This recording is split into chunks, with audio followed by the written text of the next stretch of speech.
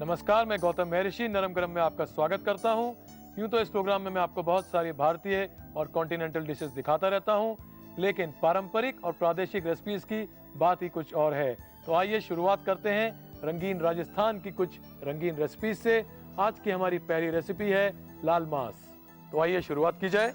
सबसे पहले अपने लैम्ब को मैरिनेट किया जाए। लैम्ब के पीसेस को एक बड़े बोल में ले लीजिए और इसमें डालिए करीब 3 टीस्पून जिंजर और गार्लिक का पेस्ट और साथ ही में थोड़ा सा नमक, करीब 1 टीस्पून। जब हम मैरिनेशन के समय नमक डालते हैं तो उससे एक फायदा होता है कि जो लैम्ब के जूसेस हैं वो बाहर आ जाते हैं, नमक के साथ मिलते हैं और लैम्ब बड़ी जल्दी पक जाता है। लीजिए, मैरिनेट हो गया है। और जब अच्छी तरह जिंजर गार्लिक पेस्ट और नमक इसके साथ मिल जाए, इसमें करीब 2 टीस्पून तेल भी डाल लीजिए।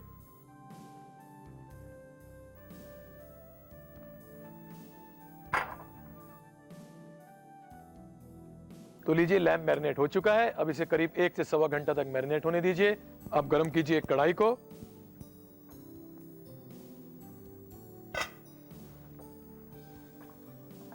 और इसमें डालिए करीब 3 या 4 टेबलस्पून तेल।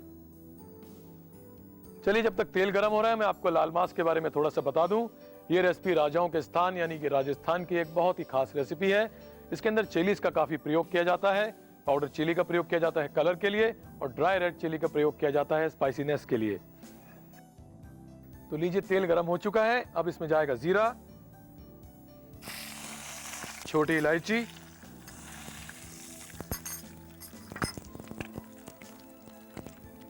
बड़ी इलायची, सूखी हुई लाल मिर्च,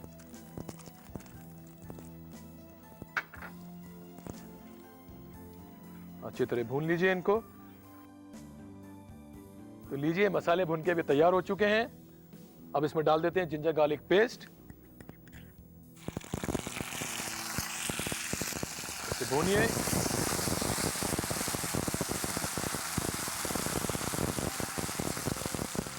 और अब डालिए अपना मैरिनेट किया हुआ मटन।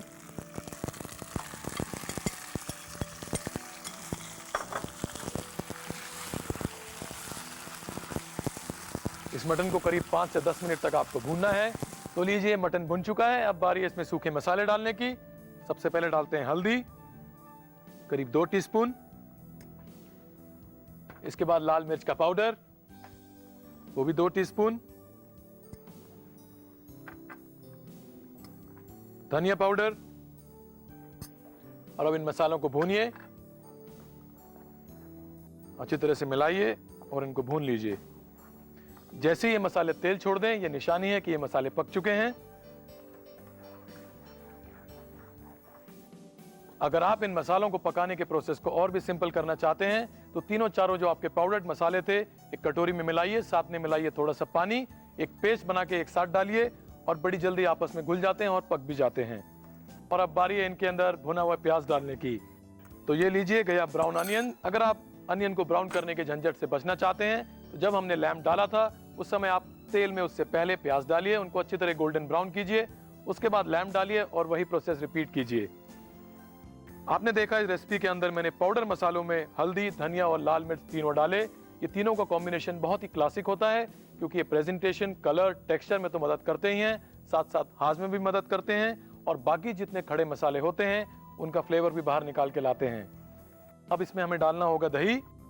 एक बोल में दही को निकालिए। ये करीब 100 ग्राम दही है। अच्छी तरह से इसको फेंट लीजिए ताकि इसके अंदर लम्प्स ना हो। अगर आप चाहें तो टांगे हुए दही यानी कि योगर्ट का भी इस्तेमाल कर सकते हैं, जिसका कि वे निकला हुआ होता है यानी कि पानी निकला हुआ होता है। उससे उसके अंदर एसिडिटी कम हो जाती है और आपकी ग्रेवी में खट्टापन भी कम हो जाता है। अब आइए इसे ग्रेवी में डाल दिया जाए। जब भी आप ग्रेवी में दही डालें, एक बात और ध्यान रखें, आपकी फ्लेम हमेशा सिम पे होनी चाहिए और नमक डाले हुए करीब करीब ग्रेवी के अंदर 15 मिनट बीत जाने चाहिए, वरना वो दही में लम्प्स भी फॉर्म कर देता है। लीजिए, हमारा दही भी मिल गया है इसके अंदर। लाल मांस की जो रेसिपी है ये राजस्थान के मेवाड़ रीजन से आती है, जहाँ पर जोधपुर स्थित है। वहाँ के राजाओं की ये पसंदीदा रेसिपी है।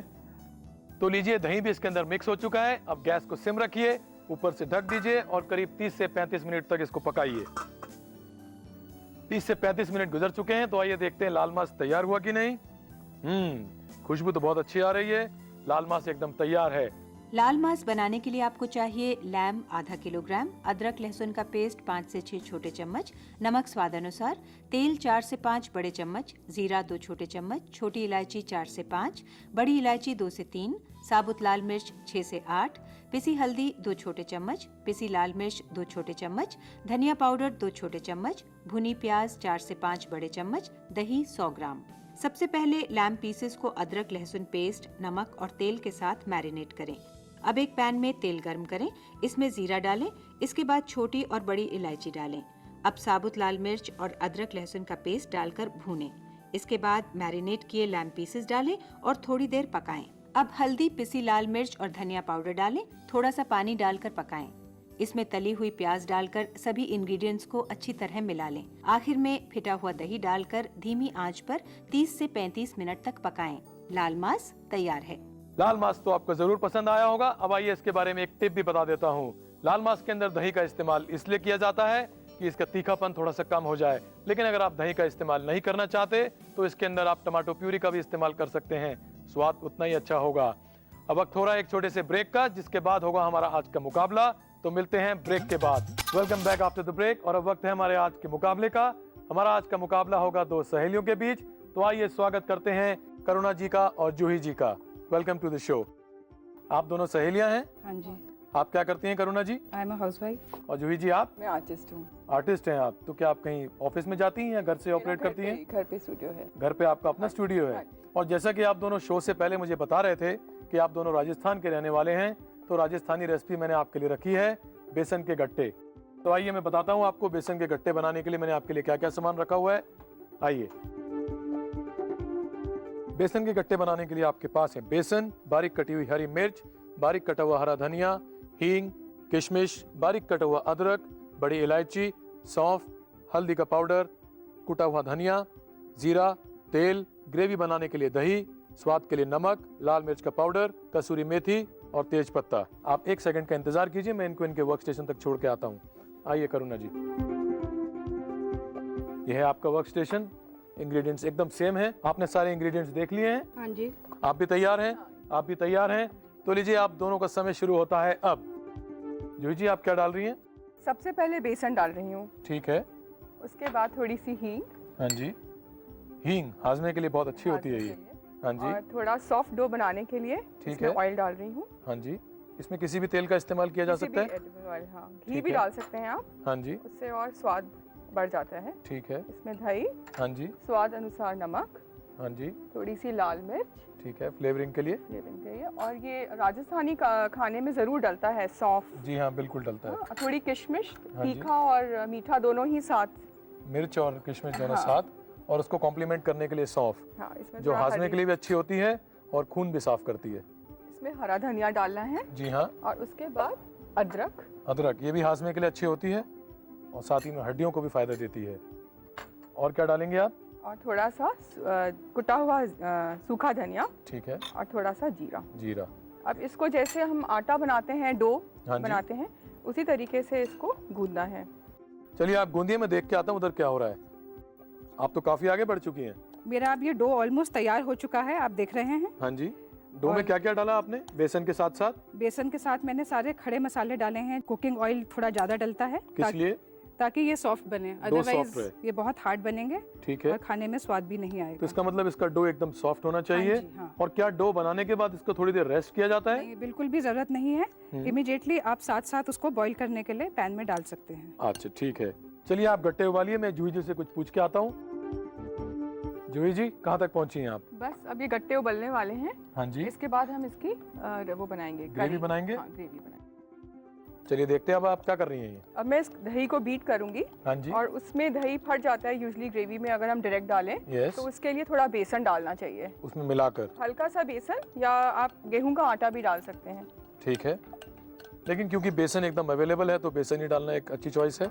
हल्का सा बेसन डाल के थोड़ा से ठीक है। इसको वापस बीट कर लीजिए। अच्छा, ठीक है। वहाँ पे कुछ चढ़ चढ़ की आवाज़ आ रही है, मेरे ख्याल से ग्रेवी बनना चालू हो गई है। मैं ग्रेवी की स्मेल लेके आता हूँ। आपने ग्रेवी बनाना चालू कर दिया है? हाँ जी, बिल्कुल। तो क्या क्या डाला आपने इसमें? इसमें मैंने पहले कुकिंग ऑयल डाल के हाँ जी, हींग, जीरा, बड़ी इलायची, अदरक, हरी मिर्च, हाँ जी, लाल मिर्च और हल्दी। अच्छा, उसके बाद जो ये दही और बेसन एक साथ फेंटा हुआ था ये अच्छा। इसमें डाल दिया और उसको भूना। ठीक है। भूनने के बाद फिर हमने इसमें पानी डाला हाँ और जी। थोड़ा नमक स्वाद अनुसार। तो नमक आपने थोड़ी देर बाद डाला, हाँ जी, क्योंकि अगर आप नमक एक साथ डाल दें तो आपके दही को फाड़ देता है। हाँ जी, तो फिर बिल्कुल। बेसन के डालने का कोई फायदा ही नहीं हुआ। बिल्कुल बिल्कुल। ठीक है। हाँ जी, गट्टे भी आपके तैयार हैं? हाँ जी, मैं गट्टे अब निकाल रही हूँ। इतने मेरी ग्रेवी तैयार हो रही है, इतने मैं गट्टे ठीक है, ठंडे होने का इंतजार करूंगी थोड़ा। ठीक है, आप इंतजार कीजिए, मैं देख के आता हूँ वहाँ पे क्या क्या तैयार हुआ है। हाँ जी, आपके मसाले भुन चुके हैं? मसाला भुन गया है एकदम, आप देखिए कितनी अच्छी बहुत गरम अच्छी मसाले स्मेल की आ रही है, खुशबू इसलिए मैं रही वहाँ से यहाँ तक खींचा चला आया। अब इसमें ये हल्दी और लाल मिर्च का जो दही का हाँ बीटर जी। था वो डालेंगे, पर हिलाते हुए, अदरवाइज ये पूरा फट जाएगा। अच्छा ठीक है। थोड़ा सा मैंने इसमें पानी भी ऐड किया है। अच्छा, पानी भी ऐड किया आपने, ठीक है। तो आप दही कुक करिए, मैं भी आता हूँ वहाँ देख के कि कुकिंग कहाँ तक पहुँची है उनकी। हाँ जी, अच्छा आपने गट्टे डाल दिए इसके हाँ जी, अंदर? मेरे बस तैयार हो गए। मैं खाली 2 बॉईल की वेट कर रही हूँ। और इंतजार मत कराइए क्योंकि इसकी खुशबू मेरे यहाँ तक पहुँच रही है। हाँ जी, तो आप इसे सर्व कीजिए प्लीज। ठीक है। मैं देख के आता हूँ वहाँ पे तैयारी हो चुकी है कि नहीं, आप अपने सर्विस कीजिए। हाँ जी, हाँ, अब इसमें मैंने नमक डाला है अभी, ठीक और है, अब थोड़ा सा हरा धनिया कलर और के लिए। हाँ, कलर के लिए, और थोड़ा सा हरी मिर्ची भी मैं अभी ही डाल रही हूँ स्वाद के लिए। ठीक है, और इसको मैं पोर कर दूँ एक डिश में। बिल्कुल पोर कीजिए। ये लीजिए, देखने में तो बहुत ही अच्छे नजर आ रहे हैं और खुशबू भी बहुत अच्छी आ रही है। चलिए, इंतजार की घड़ी खत्म हुई है, टेस्ट भी करते हैं और फैसला भी करते हैं। मैं अपनी फैसले की जगह पे आ जाता हूँ। लाइए, आप तैयार हैं? हाँ जी, देखने में काफी एग्जॉटिक लग रहा है, ऐसा लग ही नहीं रहा है कि गट्टे की सब्जी है, कुछ और लग रहा है ये। लाइए, आपके गट्टे भी तैयार हैं। कलर आप दोनों के थोड़े डिफरेंट हैं, देखने में एकदम खूबसूरत, बहुत ही बढ़िया। अब मैं इन दोनों को टेस्ट करता हूँ और आप दोनों नर्वस मत होइएगा, आप दोनों प्लीज। नहीं बिल्कुल। ठीक है। बहुत बढ़िया। शुक्रिया। ये टेस्ट करूं कि नहीं करूं?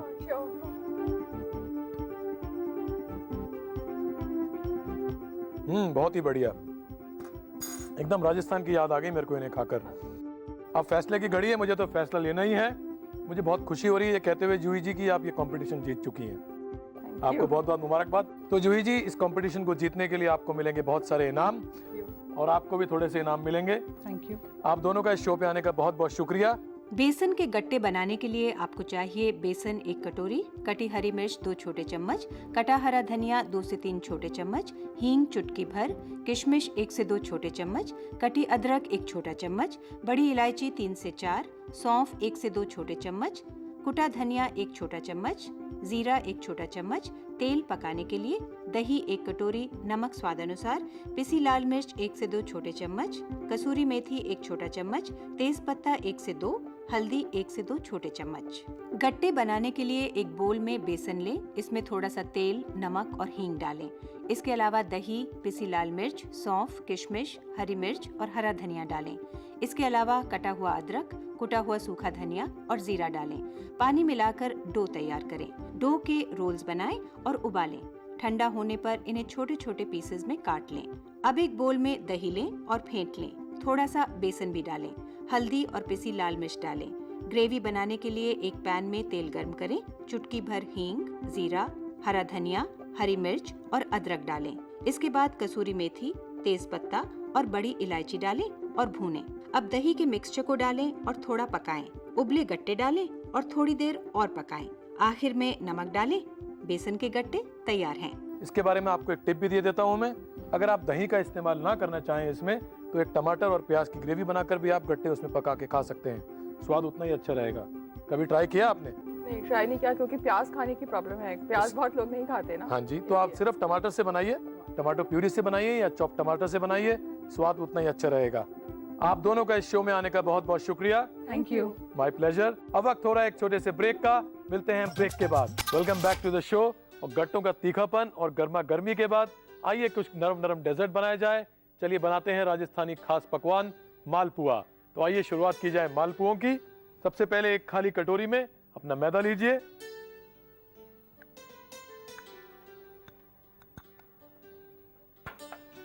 इसमें सूजी मिलाइए। दोनों को आपस में अच्छी तरह मिलाइए। इलायची का दाना डालिए।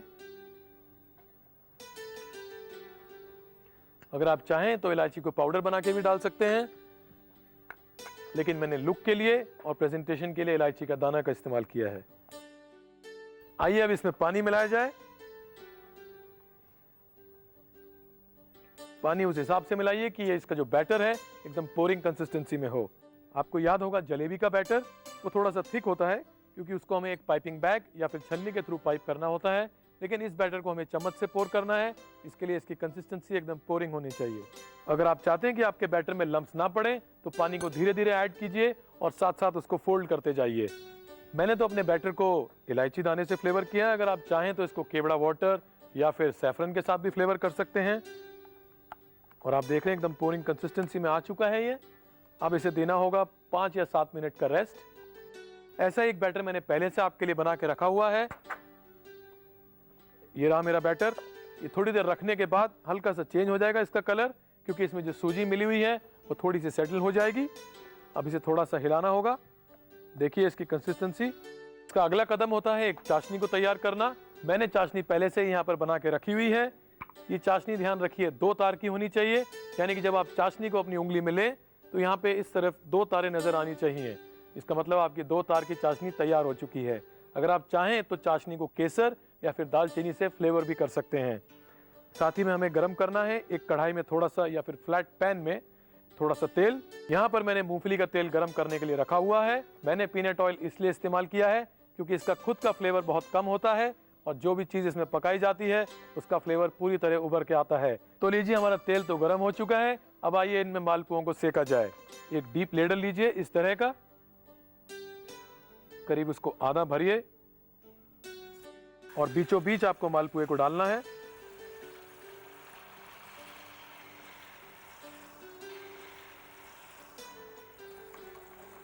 अब इसको हिलाकर तेल से कवर करते रहिए। तो आइए देखते हैं कि दूसरी तरफ से ब्राउन हुआ कि नहीं। जी हाँ, ये गोल्डन ब्राउन हो चुका है। अब समय आ चुका है इसको पलटने का। इसको पलट दीजिए। अगर ये थोड़ा सा फूल रहा है तो चिंता मत कीजिए, क्योंकि इसका मतलब है अंदर से पक रहा है। तो लीजिए ये मालपुआ तो तैयार हो चुका है। अब सीधा इसे चाशनी में डाल दिया जाए और इसी तरह से बाकी मालपुओं को फ्राई करके भी चाशनी में डाल दिया जाए। तो लीजिए मालपुए चाशनी में पूरी तरह डूब चुके हैं। आइए अब इनको सर्व कर लिया जाए। चाशनी में से इन्हें एक प्लेट में निकालिए।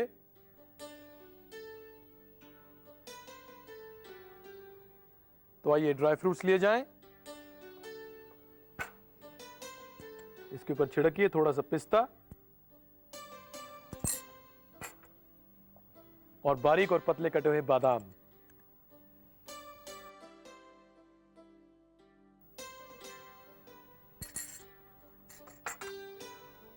तो लीजिए मालपुए तो तैयार हैं। और अगर आप इसमें थोड़ा सा ट्विस्ट डालना चाहें तो इनके ऊपर लौंग भी लगा सकते हैं। ये हाजमे के लिए बहुत काम आएगी लौंग आपको, और आपके दांतों को भी स्वस्थ रखेगी।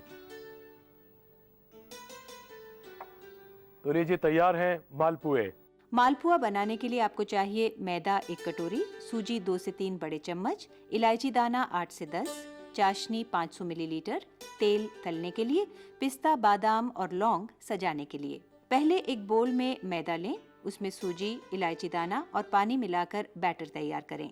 अब इस प्रकार से एक कड़छी की सहायता से मालपुआ तलें। तलने के बाद चाशनी में डालें, पिस्ता, बादाम और लौंग से सजाएं। मालपुआ तैयार है। मुझे उम्मीद है मालपुए की छोटी सी और आसान सी रेसिपी आपको बहुत पसंद आई होगी और पूरा यकीन है कि इसे आप आज ही ट्राई करेंगे। अब लीजिए इसके बारे में एक टिप भी जान लीजिए।